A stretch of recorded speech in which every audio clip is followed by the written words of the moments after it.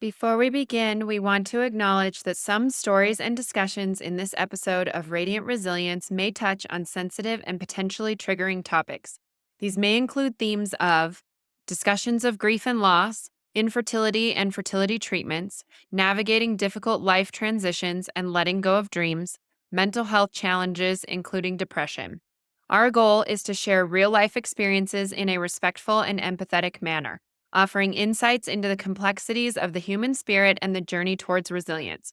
However, we understand that some content might be difficult for listeners. We encourage you to prioritize your well being and discretion when deciding to listen. Please remember this podcast is not a substitute for professional advice or support. If you find yourself needing assistance, we urge you to seek help from qualified professionals or trusted support systems. Your mental and emotional health is important to us. Thank you for your courage and for joining us in a space of understanding and compassion.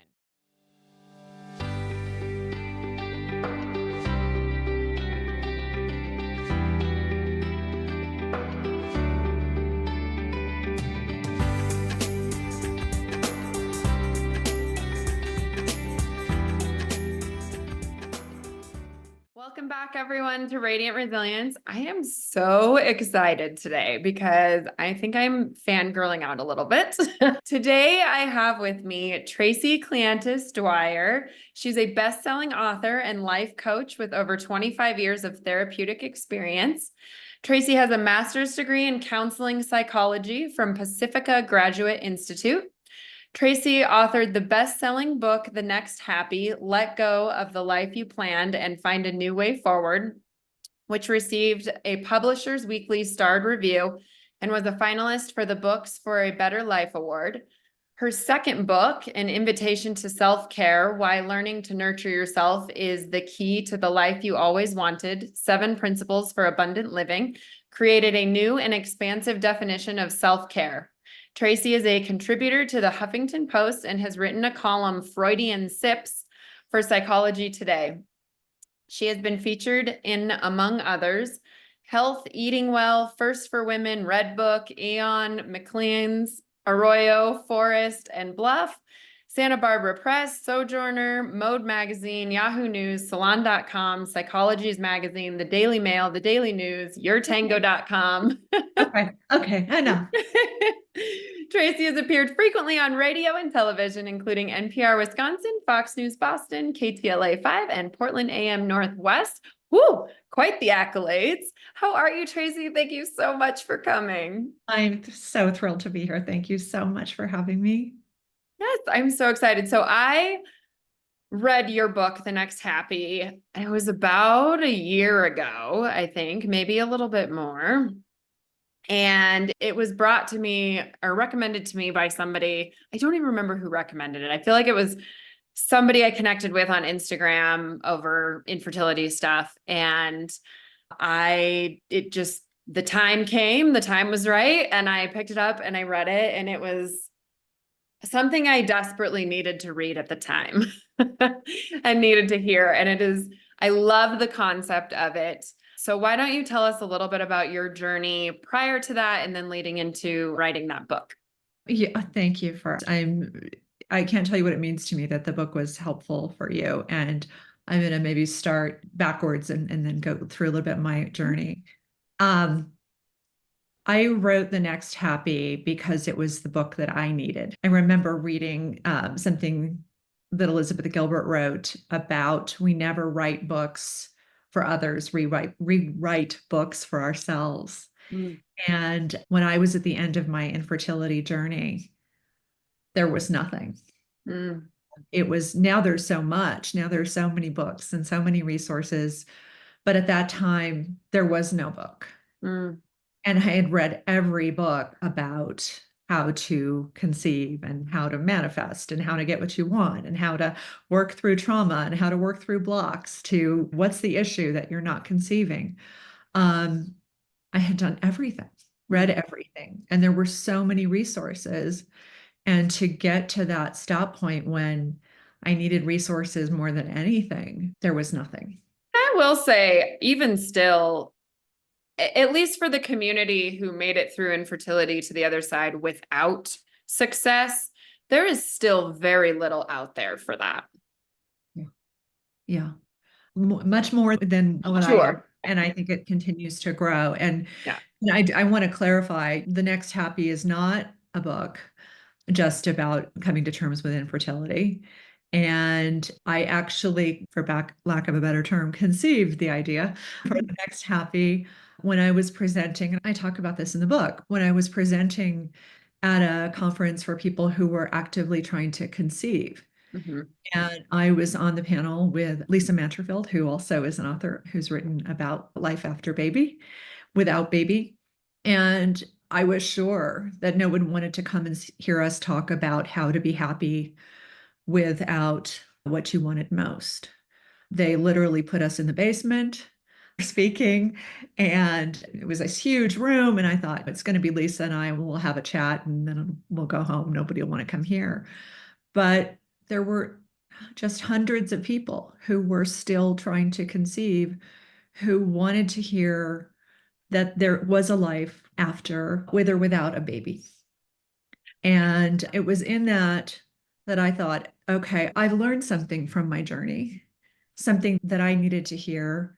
And as a therapist, really saw parallels that this was not solely about being childless, not by choice, but Mm. that I had sat with people who'd had assorted dreams, career dreams, relationship dreams, who I'm going to be in this world dreams. And I think it's really likely that if by the time you're 25, you've had one dream that's not been fulfilled. So felt even a greater call to, this is something that needs to be said, because there's very much a message of never give up on your dreams. Yeah, and I And think that was one of my favorite things about the book. And when I do tell people about the book, I'm like, oh yeah, she went through infertility, but it's not just about that. And I think it is important to realize that so many people feel those same feelings for different reasons out there too. And grieving some of the stories you shared, the grief and loss from those people as well, even though they were totally different journeys, was still similar feelings to, okay, now what do I look forward to? That's not, I saw it this way, I saw my life this way, and now it's not that way. And I have no idea where to go now. absolutely. To your initial question, my infertility journey was, I was really committed and determined, and had gone over 20 IUIs, injections, without injections. I did 4 full rounds of IVF and then 3 implantations separate from that, and never conceived. Mm-hmm. In that time, I went way out of my comfort zone and did absolutely everything that I could think of and more. I went to a Maori healer. I Wow. feng shuied my house. Mm-hmm. I sought astrologers. I got on prayer lists. You name it, I did it. And at a certain point early on in my infertility journey, there was some wise voice that existed in my head that said, at some point, if this doesn't work, you're going to stop.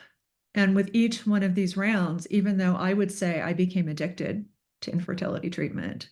Yeah, I've talked about that with a couple other episodes of interviews, that it is easy to get addicted and it is so hard to walk away, because there's always that little tiny glimmer of hope that, okay, this is the next one. This one's going to be the one that works. If I just tweak this, if I just do this, if I change my mindset, it's going to work. And I think that was the hardest decision I've ever had to make. And it's been about a year since my last embryo transfer at the time we're recording this. And I still, every once in a while, I'm like, maybe I could do it one more time. And then I think about my heart and soul and what I've been through. And I'm like, no. By the time of my last embryo transfer, I got to a clear and resounding Mhm. no, no Yeah. more. Yeah. And there's so much when you get that call. Mhm. And if you say, okay, I'm back on board, I'm back on the train, then it's okay, this is the next date, and this is what you have to do, and this is how we're going to change things, and you need to come in and do this. But when I said, I'm done, Mhm. it was like, okay, bye. And it was so disorienting to have it be from, okay, train, being on that train, what do I do? What's the next thing? What's my follicle? What is it? How many times do I have to come in this week? To all of a sudden that not being a part of your life. Mm-hmm. It's a huge moment. Mm-hmm. And I didn't know who I was without that goal. Mm-hmm. I also think that for me, at least, I didn't know who I was either moving. Okay. I just always thought I was going to be a mom. So now, okay. Yeah, there's that. Definitely. I feel what you're feeling on stopping the treatments and not having that to move towards in the future. But also it was like, what does this mean for my life? Did you feel that too? Absolutely. I think at first it was just this void of, okay, I'm a type A person. If I have set a goal, I'm going to achieve it. So just what is it to fail? And certainly conceptualize it for anyone else, but I conceptualized it that for myself of I failed. Who am I? What do I do? And what's my life going to be ultimately without a child? Yeah. And at that point, I had taken a break. I've done long-term psychoanalysis and took a break during my infertility treatment because you can only see so many doctors in a week, and went back.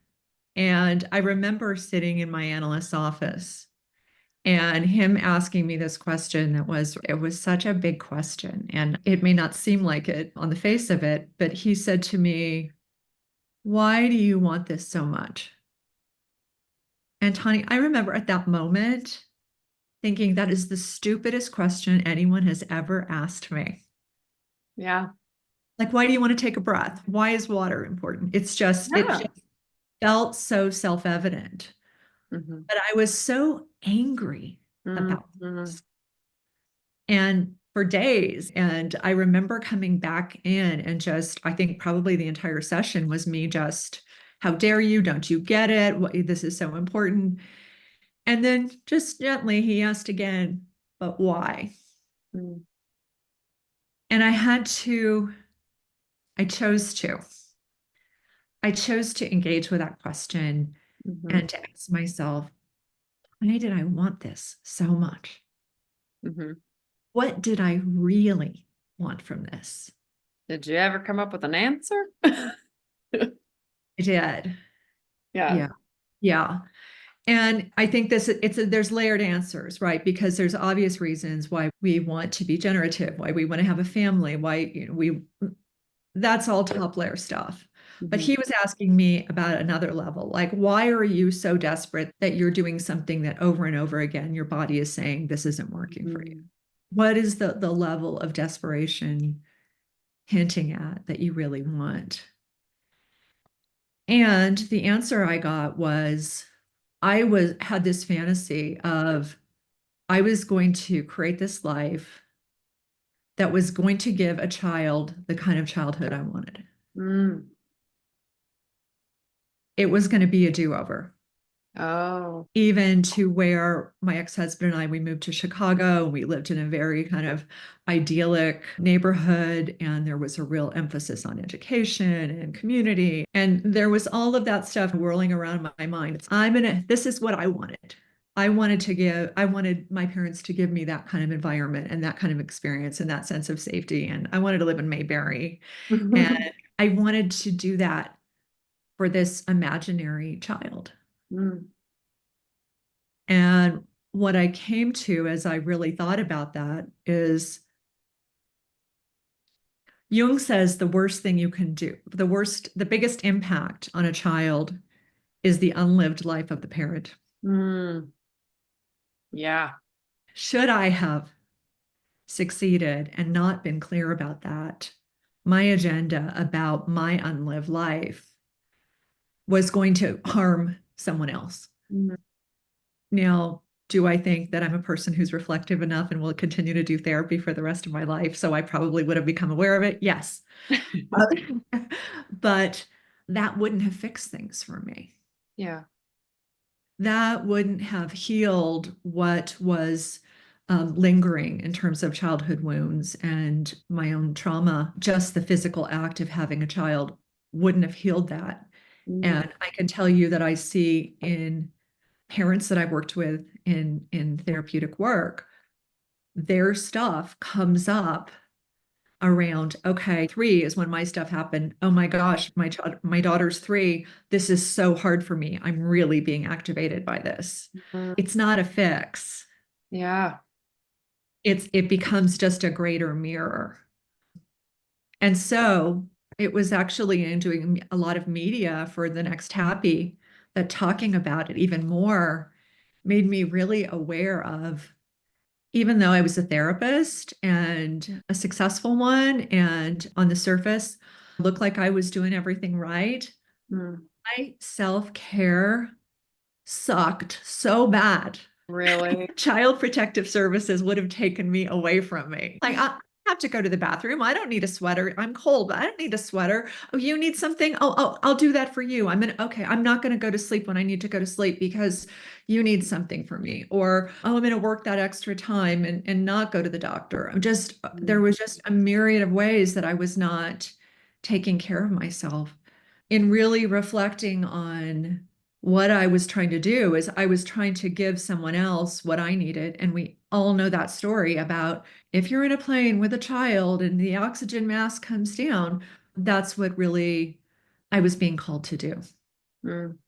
So you came up with your answer to that question while you were marketing the next happy and doing all that. That's interesting. So it did help you through a lot. Absolutely. And I'd already gotten to in writing the next happy that it was about trying to fill those wounds or trying to give myself that. But the specificity of, wow, you really need to take that energy that you wanted to give some imaginary child and treat your inner child and care for that child that exists within you that's been neglected, not just in your own family, but by yourself. Mm. Yeah, that's huge. That's a big realization to come to. How long after you were asked that question did you come up with that answer? I think it was a couple of weeks of Okay. work. I think the level of anger and frustration and outrage gave me a clue Yeah. about what it was pointing to. Yeah. Even the fantasy material of how I thought what being a parent would be and what kind of child I would have Hmm. gave me a lot of clues. Yeah. Ugh. So how long after you decided to stop your fertility treatment did you write the next happy? 3 years. Okay. Yeah. Okay. Was it like was it in your brain at the time or like prior to that? Or when did you like, I don't know, what made you decide to finally be like, okay, I'm going to write this down to help people?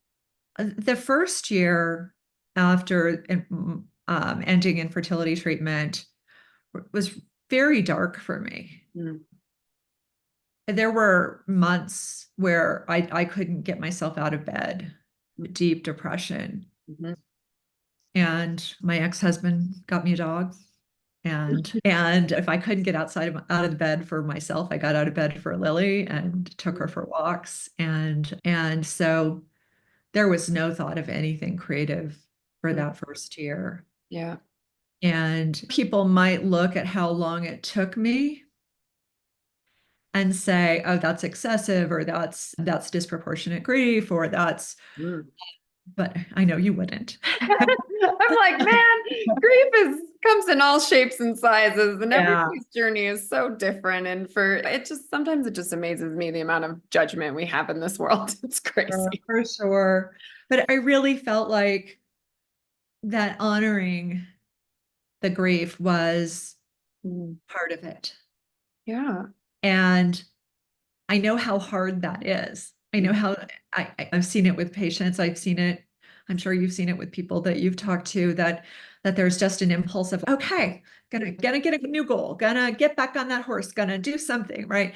And if you don't deal with it, it's gonna come back up. And the more you repress, the bigger it gets. Yeah.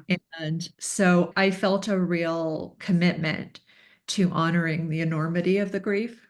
Mm. And there was no space really for anything creative at that point. Yeah.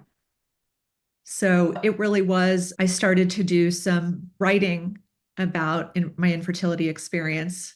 I had a blog back in the day when everyone had blogs, Yeah. and it was called La Belle Rouge, and it had absolutely nothing to do with infertility.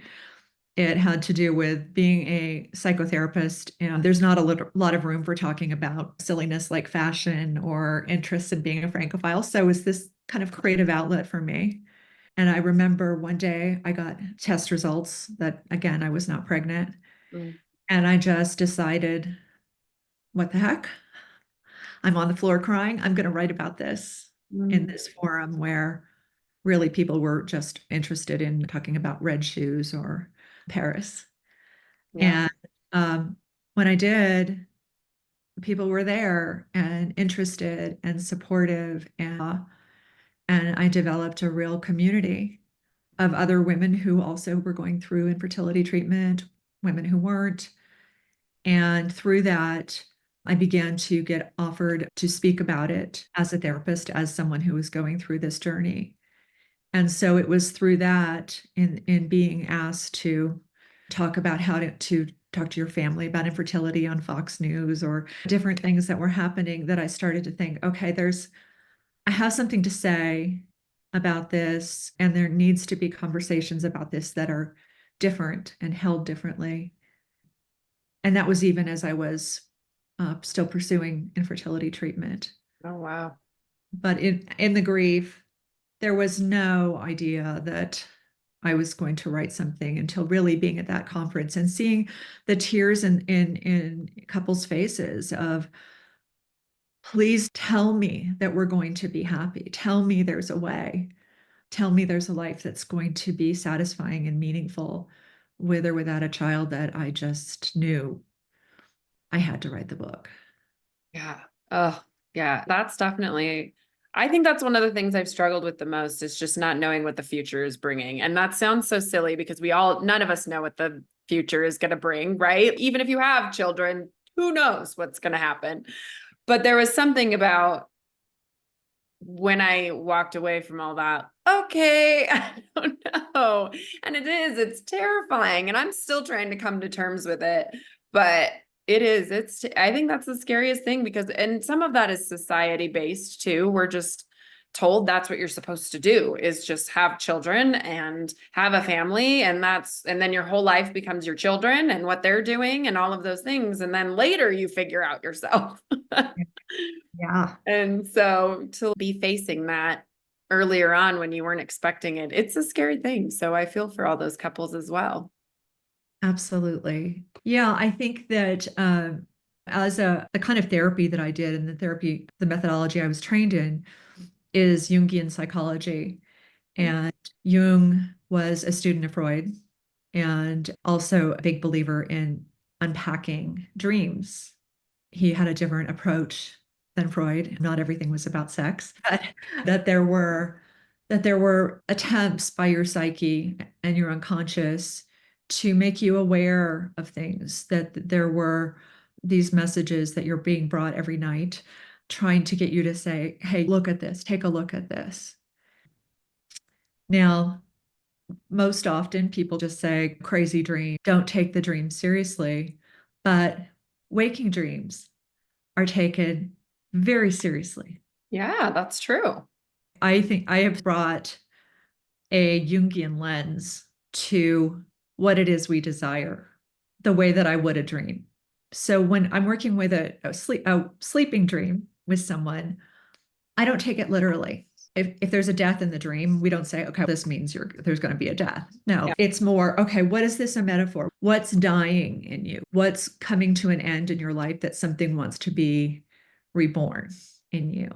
And looking at it symbolically, we really don't do that with dreams that are waking dreams.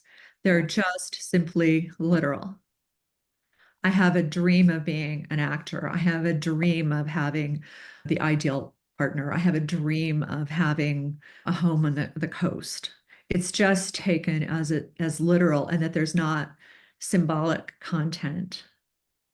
And I think we're really missing something in not diving deeper to say, what's the unconscious? What's the desire in wanting this thing, this experience, this becoming.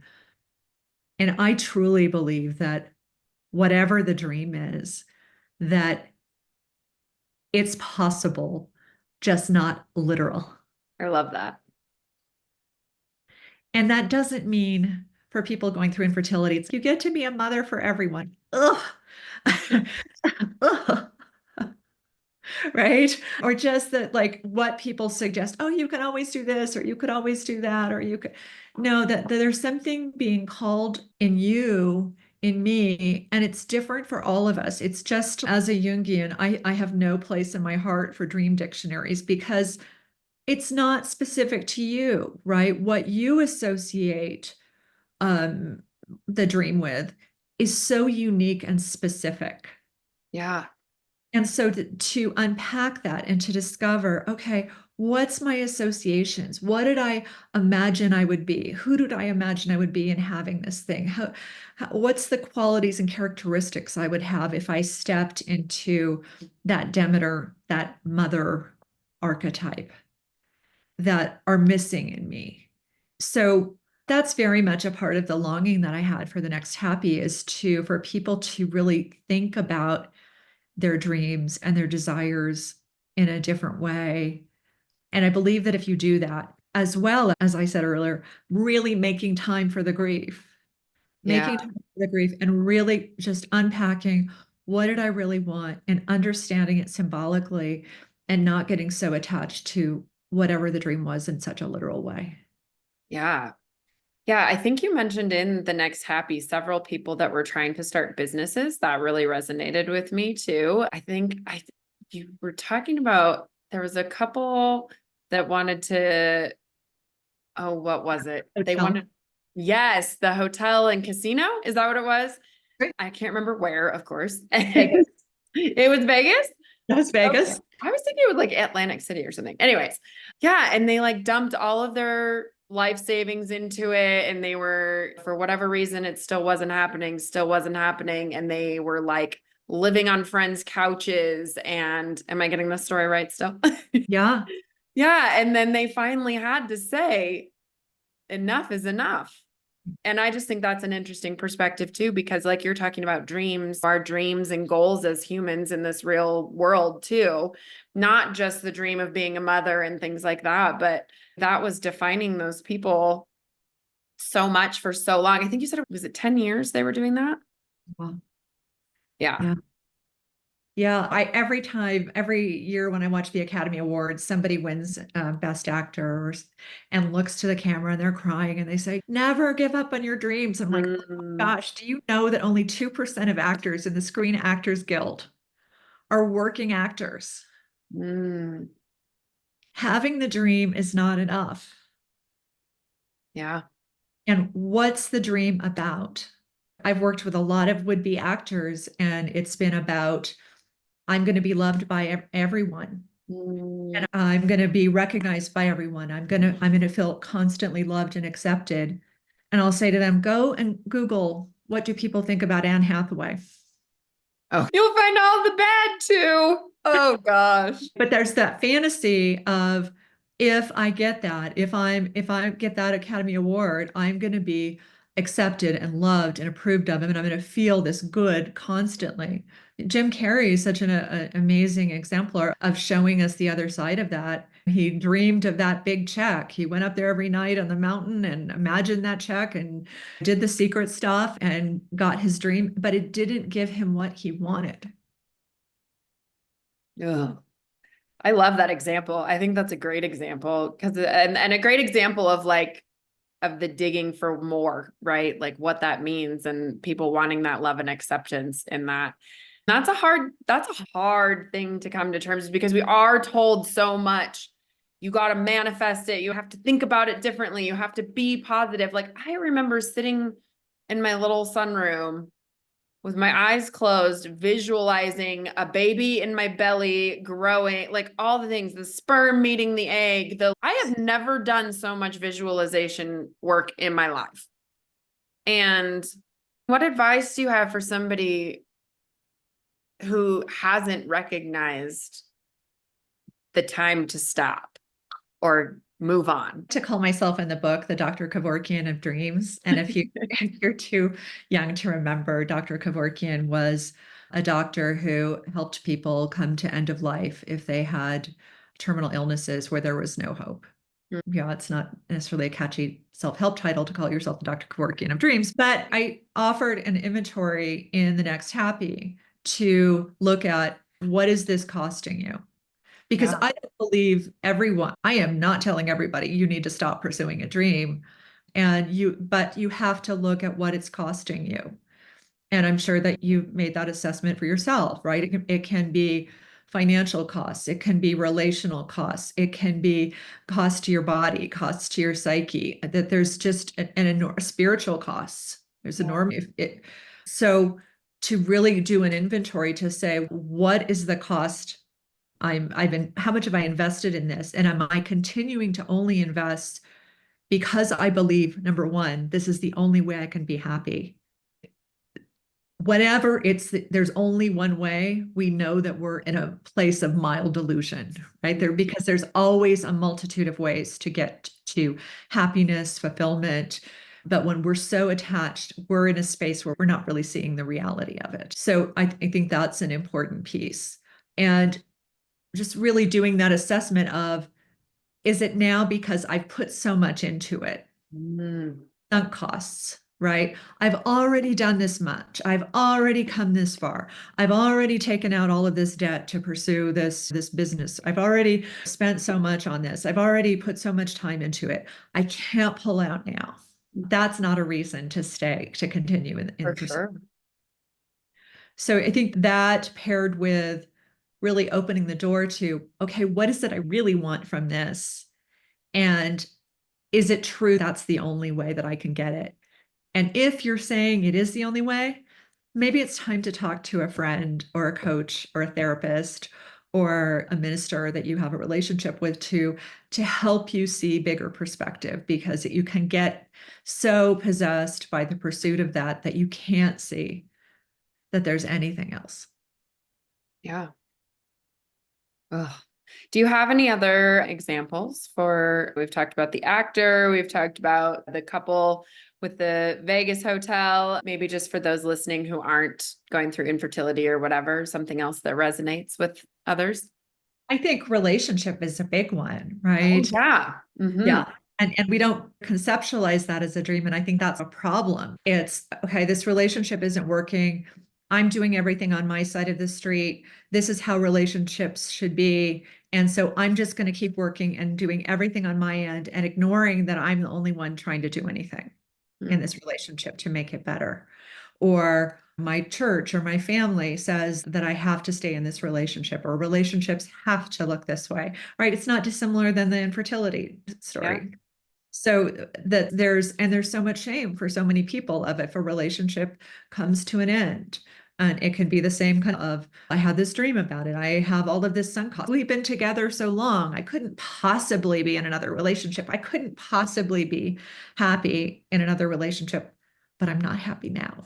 Mm. Yeah, that's a great one. I'm sure you've seen examples in people you've interviewed that. Yeah, for sure. I've had a ton of interviews too of people in that specific instance of being unhappy in relationships or being in abusive relationships. And I think one of my interviews, the girl stayed for 10 years before she walked away because that's what she was supposed to. So, Yeah. and I think the thought in a lot of these examples too, the thought of starting over too, like you feel like if that relationship ends, if that dream of that hotel doesn't happen, if you never become a mom, if you don't become that actor, then it's the if then, right? Like it's this like algebraic equation in our mind that we say, if I do this, or if I don't get this, then I'm going to be fill in the blanks. Yeah.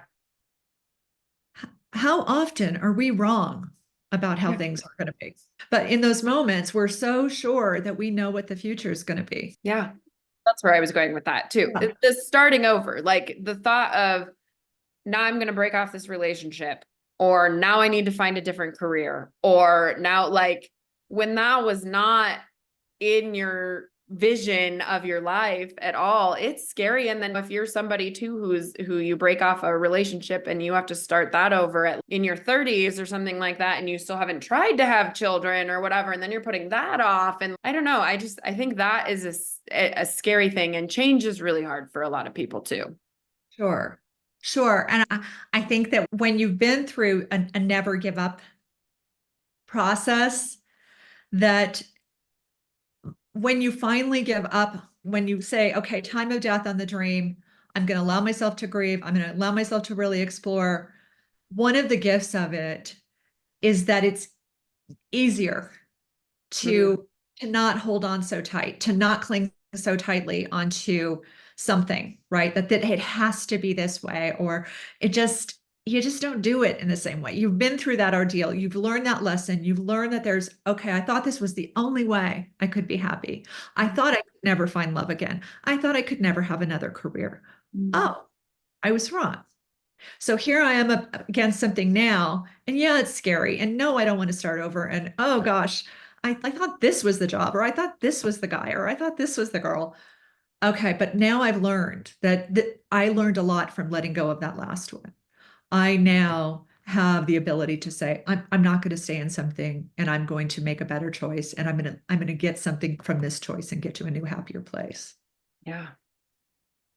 It's so scary. I know, because I'm still in the middle of that. I'm getting up closer to the other side, and so I feel for everyone out there that's Me in that too. spot. It's so scary and hard. But that's what I loved about this. You mentioned the death date of your dream, which sounds morbid, but it's actually not when you explain it in the book. And I think it definitely is true, because at least for me and my infertility journey, always having that next treatment, like you were talking about, always having that next thing. And I remember my husband would be like, can we just take a break? I'm not saying stop. Can we just take a break? And I'd be like, yeah. And then a week later, I'm like, all right, so what's next? And always wanting that next thing.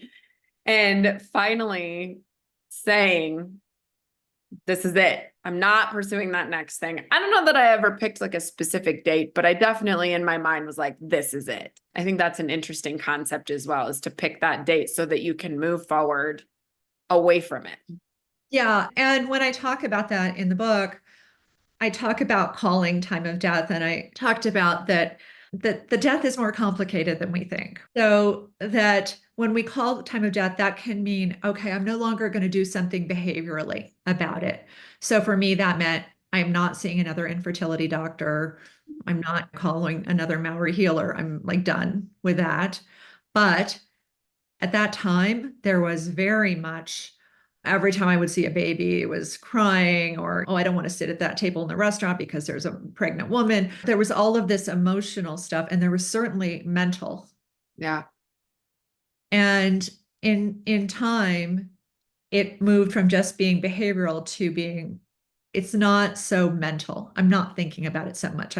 My energy is going to another place. I'm thinking about other things. I'm not possessed the way I was with that. And then finally, the emotional. Now, I would say the emotional did I ever think that I would be the place I'm at? And just this morning, I went and had coffee. Adorable little girl with a unicorn hat on was wanting to take a little piece of my muffin off my plate. There was a time that would have destroyed me. Mm-hmm. And now I can flirt with that little girl and smile and play peekaboo and enjoy it without heartbreak. Mm-hmm.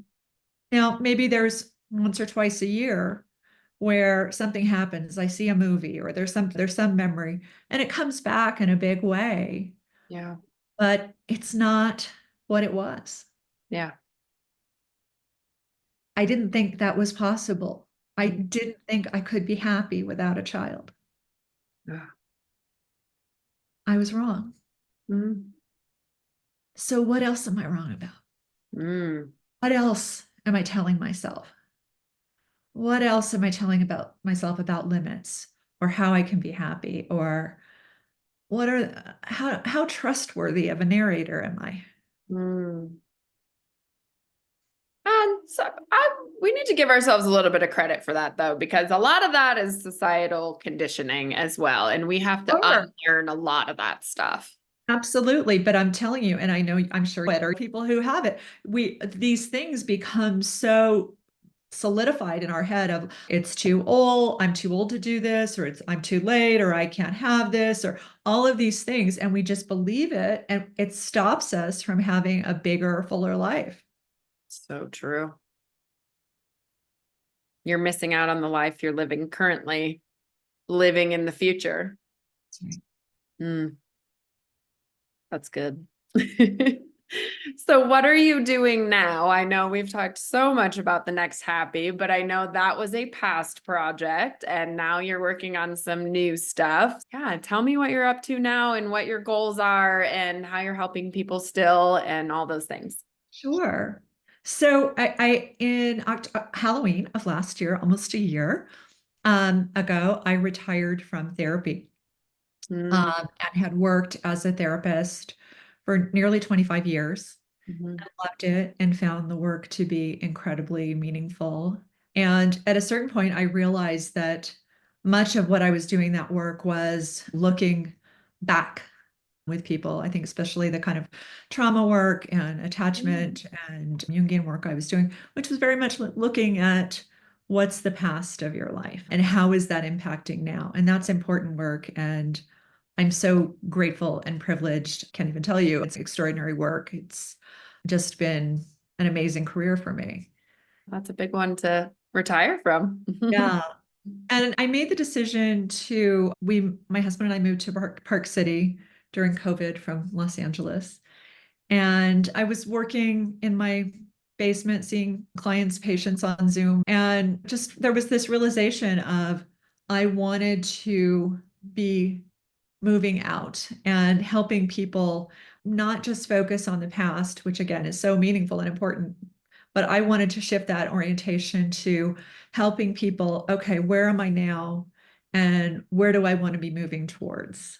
So that's been a big shift for me in terms of helping people use Jungian work, use depth psychology to explore not just the goals that we all set for ourselves on New Year's, right? Yeah. But to discover those deeper callings that we might not be aware of, what we might be dreaming of that we're not aware that we're dreaming of, Mm. and how we might be stopping ourselves from taking action or taking risks or doing something that we wouldn't dare to dream with our conscious mind. So it's been this really interesting shift from looking at the back, but looking at the depthful calling for what your psyche and your spirit are longing for. So still stemming from why did you want that dream? And Yes. okay, that dream didn't work out, unfortunately, but what now? So I love that Yeah, because it does all tie together. So absolutely. And working on a couple of books, so that's exciting. yay. I have Had not read your other book. an Like, invitation to self-care. yeah, I feel like I need to read that one for sure. I'm It gonna came out before the big self-care boom. It was like just before it hit. So I just always feel like very protective. I want to say it's not trite. It's not just go get a manicure. Oh yeah. This is really about self-care is very much about like, why don't you? What we've learned from society and family and maybe our placement in family that stops us from doing that. What as women, maybe why we don't do it, and maybe why we're only allowed certain avenues for it, Yeah. and to broaden it to what's self-care in relationship, what's self-care in your finances, what's self-care in terms of establishing, making sure you have good physicians that you can be really honest with and you know that they're going to show up and return your call, and like really how to deep dive into curating a life that's responsive to your needs and you being responsive to your needs. And I can't help it. I'm always analyzing things from why are we doing this to look at, okay, so why am I spending so much time scrolling on Facebook? Let me look at that as opposed to, tisk tisking, like what's wrong with me? Maybe you want more connection. Mm. Maybe there's something at the people you're particularly looking at that's an indicator of This friend of mine is always traveling, and I keep looking at this page, but you're not letting yourself think that. You're just thinking, gosh, I'm doom scrolling. This is ridiculous. And you, as opposed to seeing it as a call to something, there's a kind of shaming of those behaviors. Or if you're on your lunch hour, you're instead of going to lunch, you're getting a Starbucks and you're going to Sephora. Okay. Again, we're going to say, oh, that's not good, right? It's okay. What's the good in it? I want more stimulation. I'm feeling understimulated in the afternoon. What's real stimulation that's going to satisfy? I'm craving more beauty. What is it? What am I looking at? Am I looking at colors? Am I looking at scents? Or is this stemming from some kind of insecurity and I'm telling myself I'm not enough? The lipstick's not going to fix that. Mm. So all of these, what I call black magic, white magic, and gray magic types of self-care.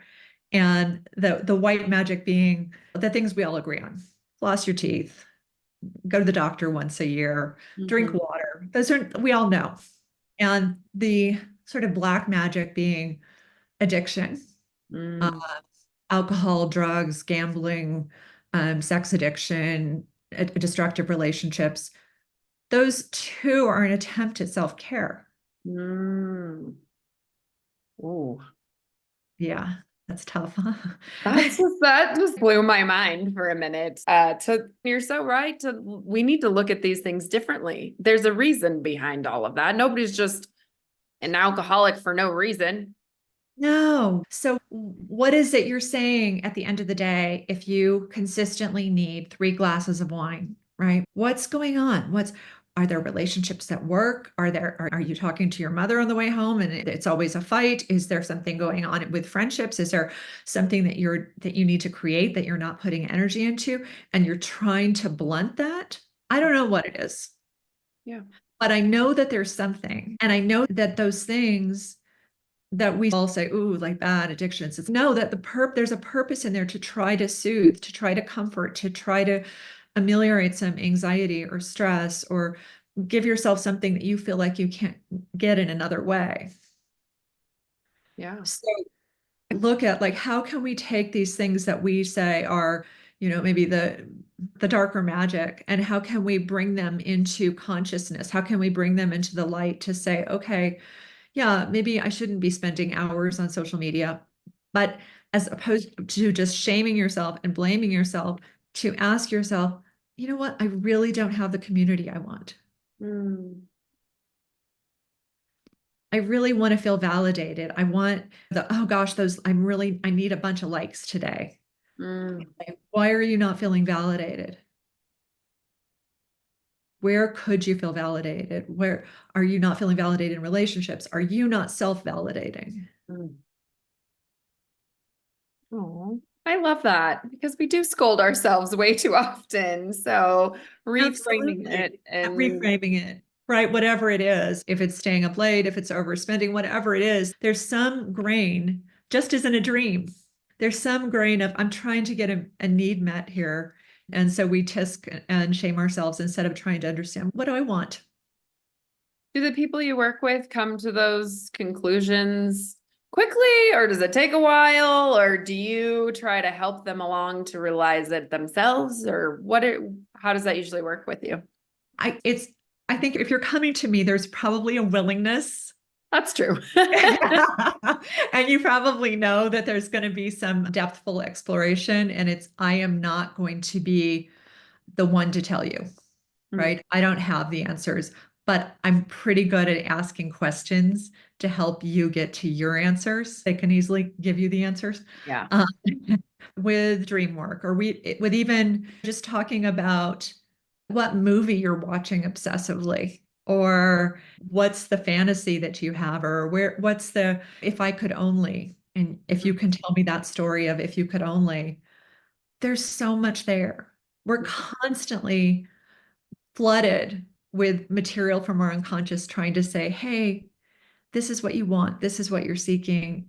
And we just don't have eyes to see or ears to hear. And sometimes it takes that outside point of view or perspective from someone else for you to be like, oh, yeah, that's why that makes so much more sense. Yeah, I remember being in grad school and just all of a sudden blown away by the idea that we never are able to see ourselves fully. We're Mm. the only person who can't see ourselves fully, right? Just, I see you in a way that you can't. You can only see yourself through a mirror, a picture, a camera. We're never going to be able to see ourselves in completion and fulfillment. So to have somebody else to say, hey, I see what maybe you can't see, and have you thought about it like this? It makes a big difference. Yeah, for sure. So do you work with people one-on-one? Is it like that, or do you have a course or all of the above? No, just one-on-one. Yeah, just one-on-one with people who reach out to you. And do you do Absolutely. like hour sessions like that? Yeah, Yeah. yeah. And are you able to talk about the upcoming books? I am. Okay. Um, you're not going to be surprised by this, but the nonfiction book I'm working on is about desire and about why we want the things we want, Like, physical things. mm, I got very interested in, I don't know if you ever see any of those street fashion YouTube videos of people walking on the street in Paris and someone walks up to them and says, so could tell me what's in your bag? mm. Or tell me what's on your wish list for what do you want for the fall season? And I got so curious about how people, when they would talk about this, would look up. And the Latin root of the word desire is desire, which means to look to the stars. Oh. So when we're craving even something as innocuous as a pair of red boots, Mhm. there's a whole vision of who's the person with red boots. Who Mm. would you be if you had the thing? Who's the person who has the KitchenAid mixer? And who's the person who, like, what's the fantasy? And so I'm trying to work on journaling through with people a process of where did this idea come from? Did it just come to you like a flash or a dream? Or did you see someone who had it? And work through what's the process of going from wanting it to having it, and does the thing give it to you? You'll I notice love a theme that. for me. And this is something that all brand name companies are doing behind the scenes to get us to. Absolutely. That's how they create their target markets, is this is the girl with the red boots and that's what you want, and Yeah. everyone else. Oh, Yeah. I love that. And sometimes it can be, I'm not writing an anti-materialist, I like things, an anti-materialist book, but sometimes the thing can help you as almost like a talisman, like Dorothy's red shoes, right? Like she didn't really need the shoes, Yep. but they gave her a sense of there's magic in how I'm walking forward in the world. But she gets there and Dorothy says, you like really didn't need them. They Yeah. were just, you had it all along. Yeah. And things can work like that Mhm. to help us become aware or hold on to, literally Yeah. hold on to those qualities or associations. For example, I have here a heart that's symbolic of, I have, my horse died recently. Oh, I'm so sorry. And he was such an amazing being of quick transitions and how things can happen so quickly. And it doesn't have to be hard work. And so sometimes I will just, when I'm sitting with someone, I'll just hold that, not in that this crystal actually holds his being or his essence, but it reminds me of the truth of things don't always have to be hard, that it can be joyous and quick transitions, and as a reminder. And so I believe that the red boots or the KitchenAid mixer or whatever it is you want can be meaningful and made more meaningful by understanding what you want from it. Yeah.